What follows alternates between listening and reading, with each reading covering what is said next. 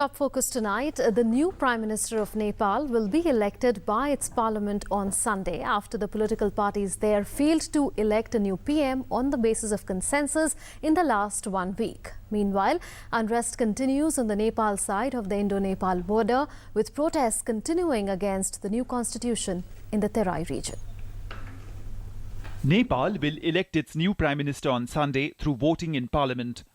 The decision of Nepal's President Baran Yadav comes after the expiry of a week's time awarded by Nepal President Baran Yadav to political parties to elect a new Prime Minister on the basis of consensus as per a constitutional provision. None of Nepal's major political parties could secure the confidence of all 31 political parties represented in the 598-member Constituent Assembly.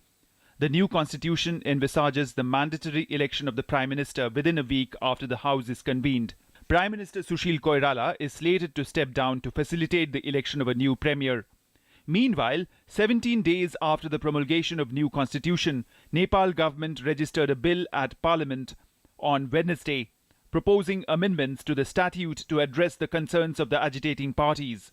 The government has proposed changes to 3 articles of the new constitution.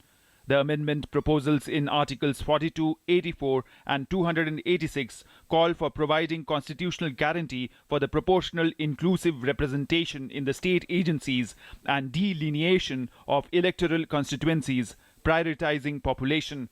The amendment addresses 2 of the major demands of Madhesis and Tharus, who had been agitating against the new constitution in southern Nepal, blocking highways and border points with India. The agitating parties have been demanding demarcation of electoral constituencies based on the population size and its revision every 10 years instead of 20 years as envisioned in the constitution. The amendment proposal in Article 286 envisions forming Electoral Constituency Delineation Commission to redraw the existing constituencies, prioritizing the population size.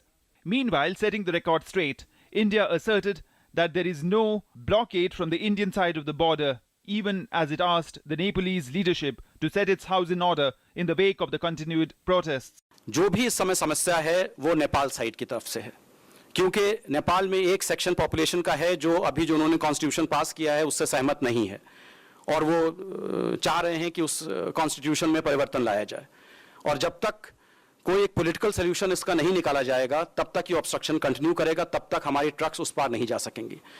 इसमें अगर आप समझ रहे हैं कि नेपाल का loss हो रहा है तो भारत का भी बहुत लॉस हो रहा है। हमारे जितने भी ट्रकर्स और ट्रांसपोर्टर्स हैं जिनकी रोजी रोटी इस पर निर्भर करती है वो वहाँ नहीं जा पा रहे हैं, और हम चाहते हैं कि वो वहाँ जाएं। नेपाल की जो समय प्रेजेंट मुश्किलें हैं हम चाहते हैं कि उनका हल निकले, लेकिन हल नेपाल को ही निकालना पड़ेगा अपने लोगों से बातचीत करके। India has maintained throughout the protests that differences should be resolved through dialogue so that there is broad-based ownership and acceptance of the constitution.